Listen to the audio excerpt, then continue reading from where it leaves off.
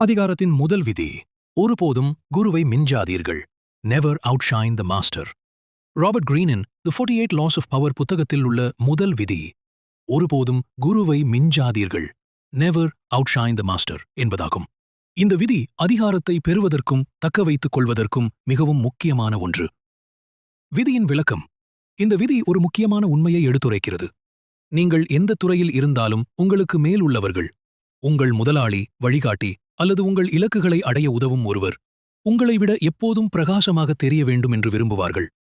நீங்கள் அவர்களுக்கு அச்சுறுத்தலாக தோன்றினால் அவர்கள் உங்களை நசுக்கவோ அல்லது புறக்கணிக்கவோ முயற்சிப்பார்கள்.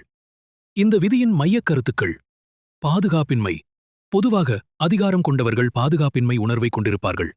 அவர்களுக்கு கீழே உள்ளவர்கள் அதிக திறமையுடனோ அல்லது புகழுடனோ இருப்பது அவர்களின் நிலைக்கு அச்சுறுத்தலாக தோன்றலாம். மறைமுகமாக ஆதரித்தல். நீங்கள் உங்கள் திறமைகளை வெளிப்படுத்த விரும்பினாலும் அதை உங்கள் குருவின் சாதனைகளை மறைமுகமாக ஆதரிக்கும் விதமாகச் செய்ய வேண்டும்.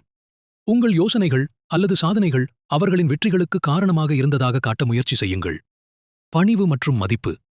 நீங்கள் உங்கள் குருவின் அறிவையும் அனுபவத்தையும் மதிக்கிறீர்கள் என்பதை காட்ட வேண்டும். தேவைப்படும்போது நீங்கள் அவர்களை நம்பியிருக்கிறீர்கள்